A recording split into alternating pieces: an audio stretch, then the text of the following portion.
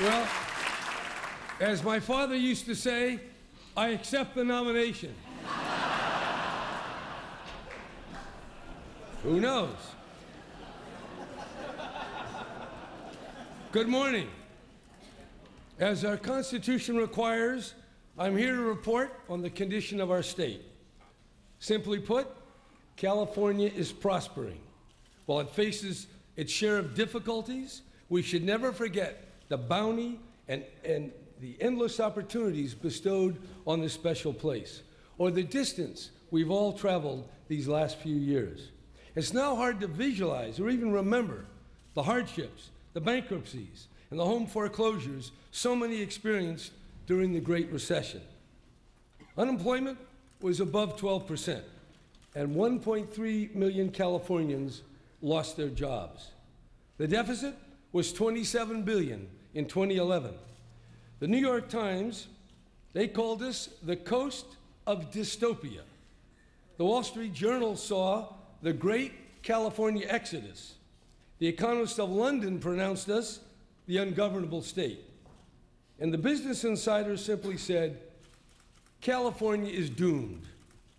Even today, you will find critics who claim the California dream is dead. But I'm used to that. Back in my first term, a prestigious report told us that California had the worst business climate in America. In point of fact, personal income in 1975, my first year as governor, was $154 billion. Today, it has grown to $2.4 trillion. In just the last 8 years alone, California's personal income has grown $845 billion, and 2.8 million new jobs have been created. Very few places in the world can match that record.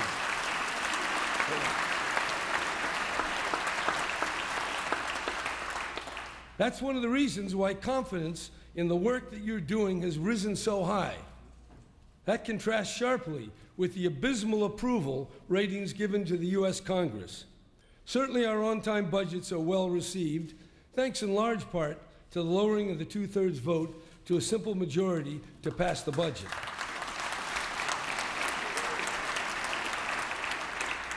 But public confidence has also been inspired by your passing, with both Republicans and Democratic votes, pension reform, and don't minimize that. That was a big pension reform.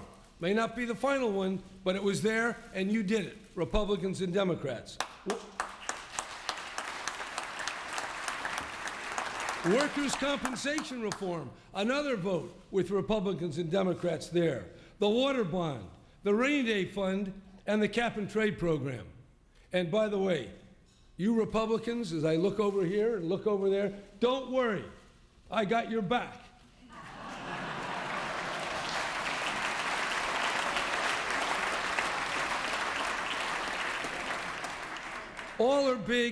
All these programs are big and very important to our future, and their passage demonstrates that some American governments actually can get stuff done, even in the face of deepening partisan division. The recent fires and mudslides show us how much we're all affected by natural disasters and how we can rise to the occasion, the local level, the state level, and with major help from the federal government. I want to especially thank all the firefighters, the first responders, and the volunteers.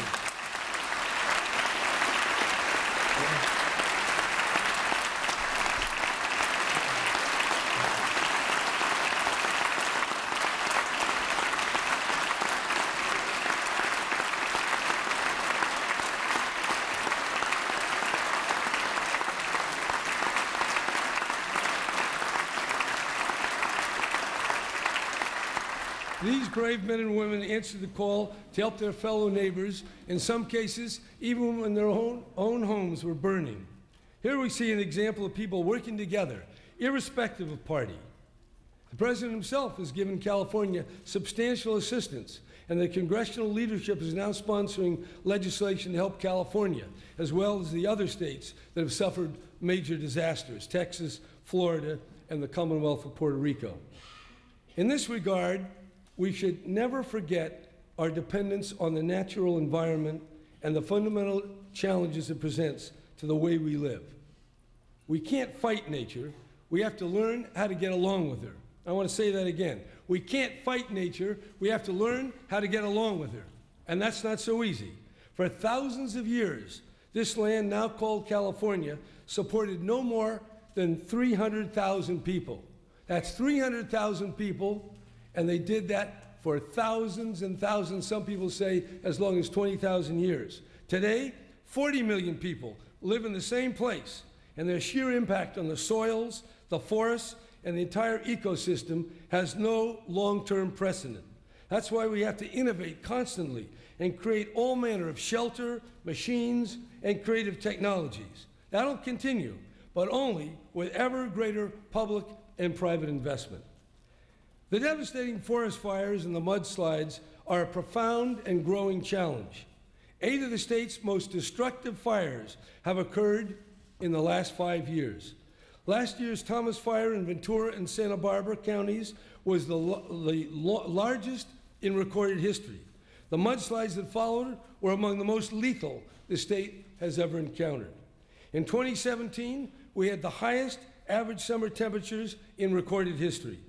Over the last 40 years, California's fire season has increased 78 days. In some places, it's nearly year-round.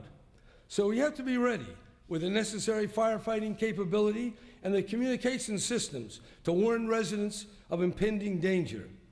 We also have to manage our forests and our soils much more intelligently.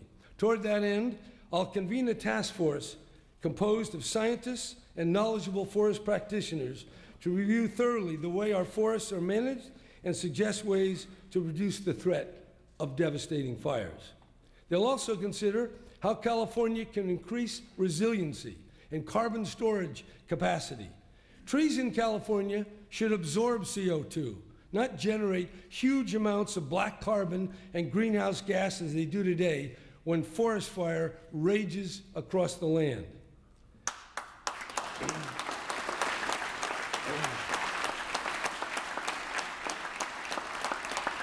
Despite what is widely believed by some of the most powerful people in Washington, the science of climate change is not in doubt. The National Academies of Science of every major country in the world, including Russia and China, have all endorsed the mainstream view that human-caused greenhouse gases are trapping heat in the oceans and in the atmosphere, and that action must be taken to avert catastrophic changes in our weather systems. All nations agree except one, and that is solely because of one man, our current president. Here in California, we follow a different path. Enlightened by top scientists at the University of California, Stanford, and Caltech, among others, our state has led the way. I'll enumerate just how. Building and appliance efficiency standards, renewable electricity reaching 50% in just a few years, a powerful low-carbon fuel standard, incentives for zero-emission vehicles, ambitious policies to reduce short-lived climate pollutants like methane and black carbon, a UN-sponsored climate summit this September in San Francisco, and the nation's only functioning and comprehensive cap-and-trade system. I'll shortly provide an expenditure plan for the revenues that the cap-and-trade auctions have generated. Your renewing this program on a bipartisan basis was a major achievement and will ensure that we will have substantial sums to invest in communities all across the state, both urban and agricultural. The goal is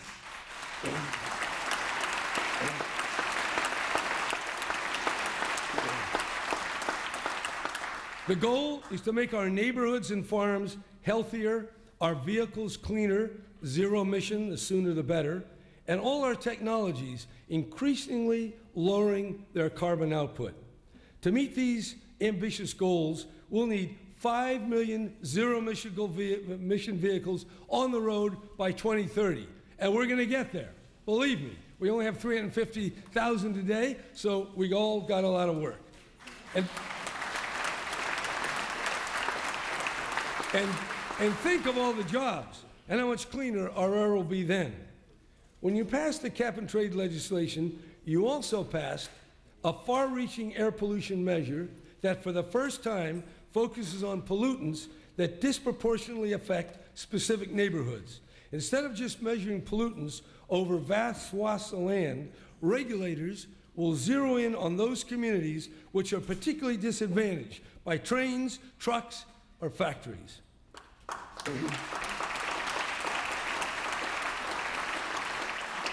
Along with clean air, clean water is a fundamental good that must be protected and made available on a sustainable basis. When droughts occur, conservation measures become imperative. In recent years, you have passed historic legislation to manage California's groundwater, which local governments are now implementing. In addition, you passed, and more than 2/3 of the voters approved, a water bond that invests in safe drinking water, conservation, and storage. As a result, we'll soon begin expending funds on some of the storage we've needed for decades.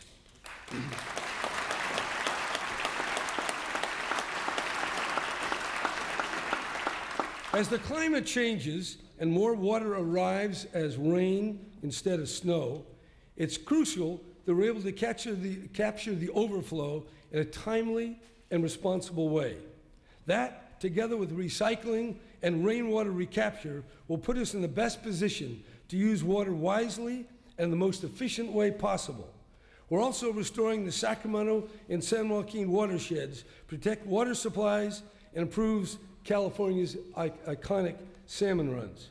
Finally, we have the California Waterfix, a long-studied and carefully designed project to modernize our broken water system.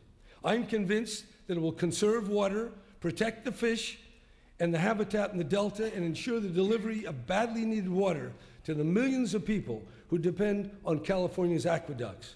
Local water districts in both the North and the South are providing the leadership and the financing because they know it's vital for their communities and for the whole state. That's true, and that's the reason why I've persisted.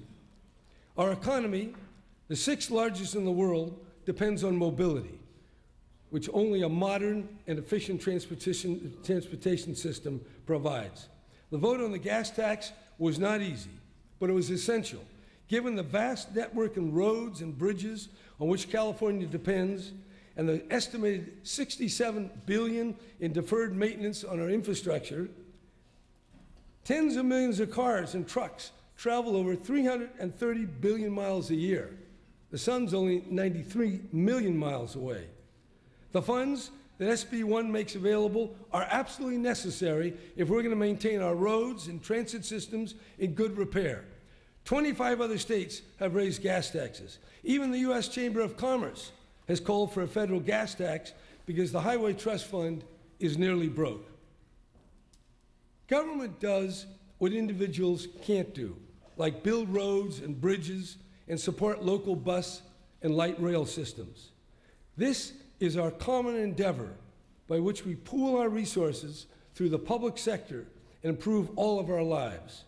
Fighting a gas tax may appear to be good politics, but it isn't. I will do everything in my power to defeat any repeal effort that gets on the ballot. You can count on that.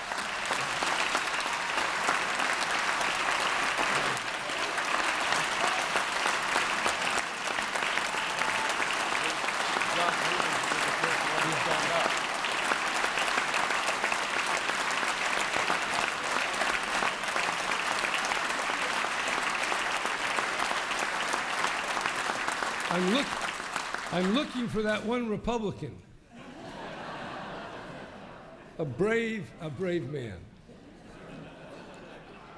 All right, since I've talked about tunnels and transportation, I'll bring up one more item of infrastructure: high-speed rail.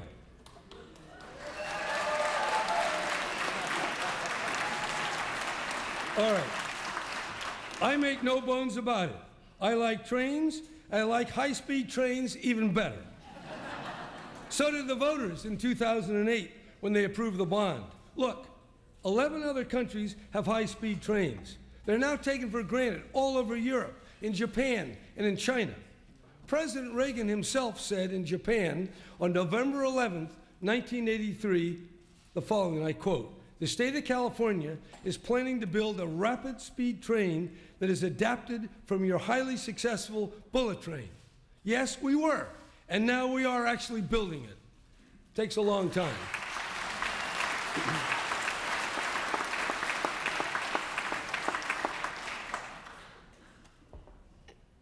Like any big project, there are obstacles. There were for the Bay Area Rapid Transit System, for the Golden Gate Bridge, and the Panama Canal. I'll pass over in silence the time it took to build the Bay Area Bridge. That was almost 20 years. And by the way, it was over budget by $6 billion on a $1 billion project. So that happens. But not with the high-speed rail. We got that one covered. But build it they did, all those projects, and build it we will, America's first high-speed rail system. One link between San Jose and San Francisco, an electrified Caltrain, is financed and ready to go.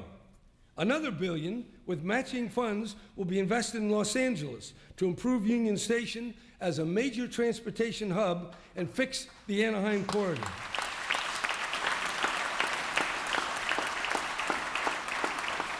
The next step is completing the Valley segment and getting an operating system connected to San Jose. Yes, it costs a lot of money, but it's still cheaper and more convenient than expanding airports, which nobody wants to do, and building new freeways, which landowners often object to. All that is to meet the growing demand. It'll be fast, that high-speed rail will be fast, it'll be quiet, it'll be powered by renewable electricity, and best of all, it'll last for 100 years. After all, you guys are gone.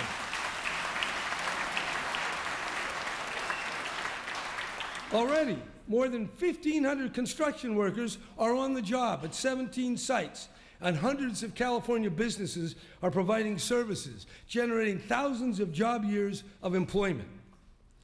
As the global economy puts more Americans out of work and lowers wages, infrastructure projects like this will be a key source of well-paid California jobs.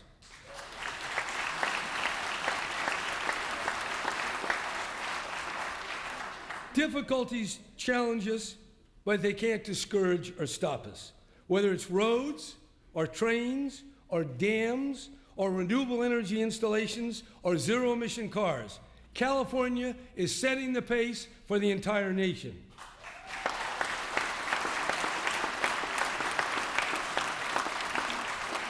Yeah, yes, there are critics, there are lawsuits, lots of them, and there are countless obstacles.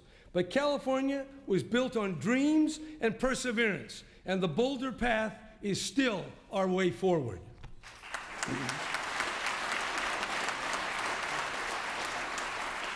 In addition to infrastructure and physical investments, California spends huge sums for services which affect people directly, such as education, healthcare, and our criminal justice system. In education, after seeing 30,000 teachers laid off, spending has dramatically recovered, increasing by $4,600 per student, $31 billion overall. We'll also be able to completely fund the local control funding formula, which directs money to those schools with the greatest challenges. For decades, school districts had widely disparate funding until the Serrano against Priest decision mandated equal funding for all children. Now, with our current formula, the most disadvantaged districts will get substantially more, not just equal funding.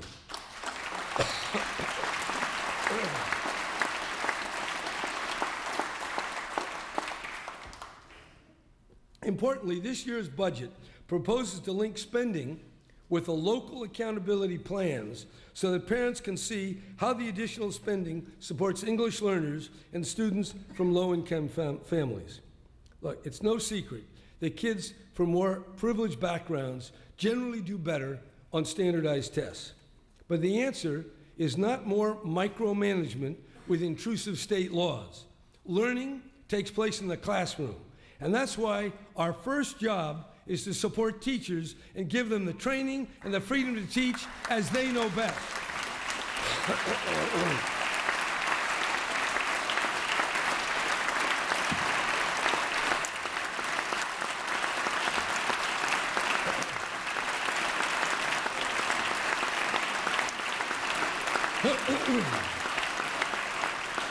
With respect to higher education, it's clear how much of our prosperity depends on the intellectual contributions of our institutions of higher learning.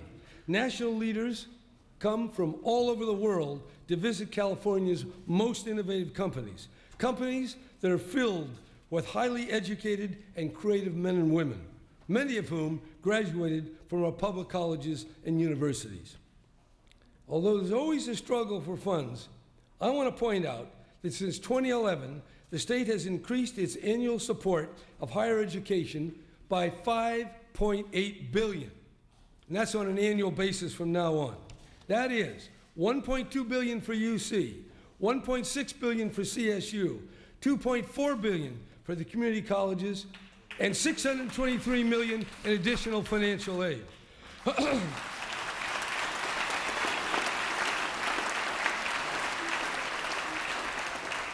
And that's not chump change, $5.8 billion. Even with so many of our students attending college, there's still 2.5 million Californians between 25 and 34 who are in the workforce but lack a post-secondary degree or certificate. These men and women often go out of state and pay high tuition at for-profit institutions to improve their skills and employability. For this group, I want to create the California Online College, so these overlooked Californians can get the training they need conveniently and at very low cost. You can applaud that, I know you will.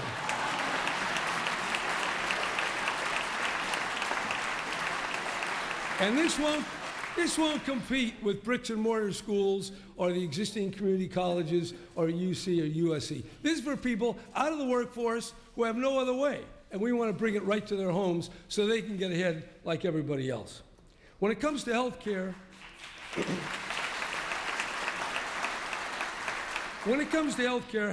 California has boldly embraced the Affordable Care Act by enrolling 5 million more people into our Medi-Cal program and 1.3 million into the California Health Exchange, Covered California. These are far-reaching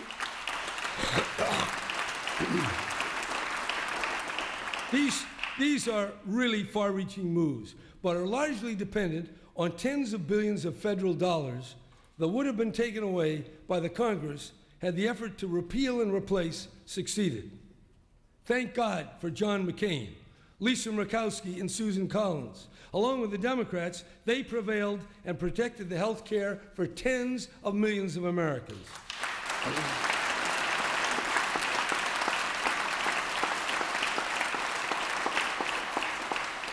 Finally, I want to say something about public safety. Nothing is more fundamental than an abiding sense on the part of people that they can enjoy their lives safe and secure, free from crime.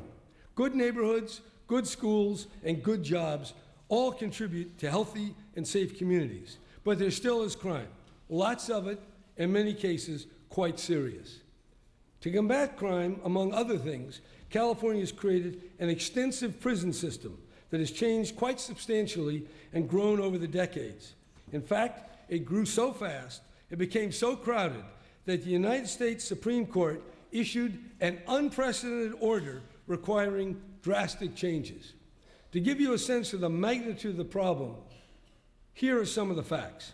In 1970, California imprisoned 125 persons per 100,000. That number now stands at 331. Their corrections budget then was about 3% of the general fund. Now it's 8.9%, about $12 billion. Yet last year, the number of reported felonies was actually lower than it was in 1970. In 1965, the California Penal Code had about 234,000 words. I actually got some people to count them. Today, that number has grown to 1.2 million. By comparison, the 10 Commandments run just under 300 words.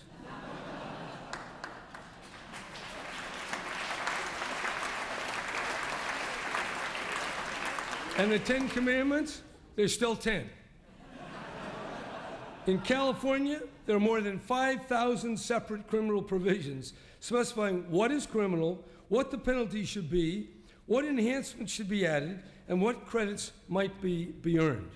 Much of this has changed, I'd say changed over and over again, and churned over the decades as the legislature has enacted endless new crime laws and the voters have approved one ballot measure after another, usually, but not always, adding more time in prison. My plea is relatively straightforward. Take time to understand how our system of crime and punishment has evolved, how other states and countries have devised their prison systems, and what changes might we now make. I urge that instead of enacting new laws because of horrible crimes and lurid headlines, you consider the overall system and what it might need and what truly protects public safety. Certainly, we need more mental health and drug treatment programs, and better training and education.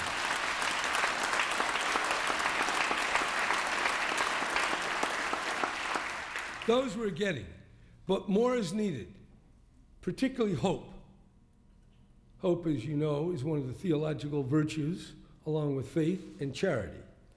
When a human being gets a 20 or 40-year sentence, as tens of thousands do, incentives to reform weaken, and hopelessness and violence take over, making prison gang influence all the more powerful. That's why recent measures are so vital, which allow the possibility, and only the possibility, of earlier parole and milestone credits for those who turn their lives around.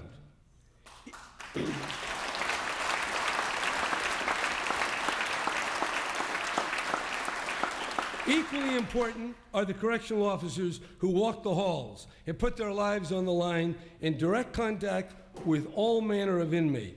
Their job is to keep the place safe, never an easy task, and to create an atmosphere of respect and order and foster a spirit of rehabilitation whenever possible. There are thousands of others who work in the prisons who also deserve our support. It's all out of sight, but profoundly important because inmates will be returning to their communities. Most of them will, and we want them to be as reformed and rehabilitated as possible.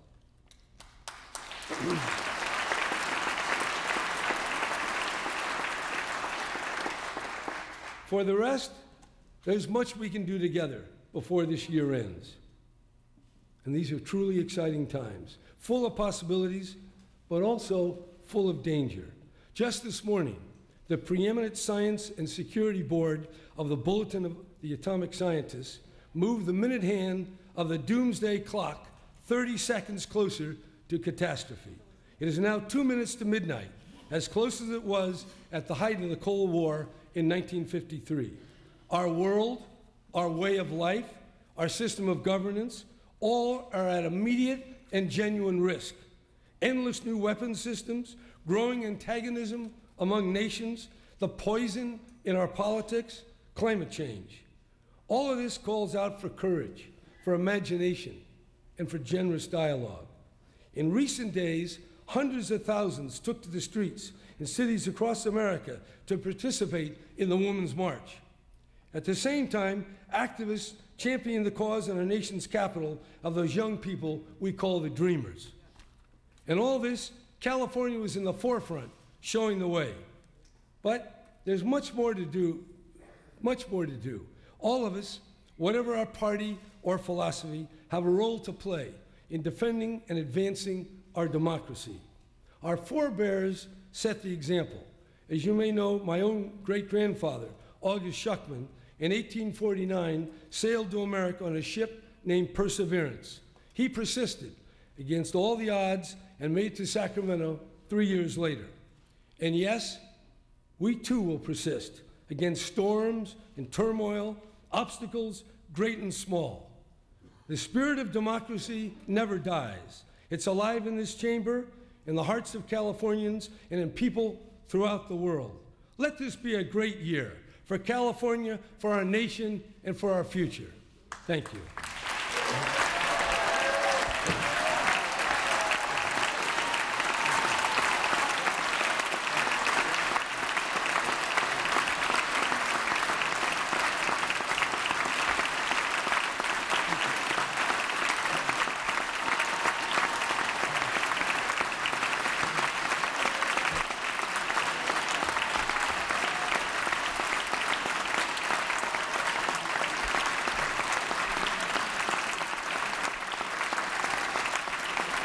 keep going. I'm in no hurry.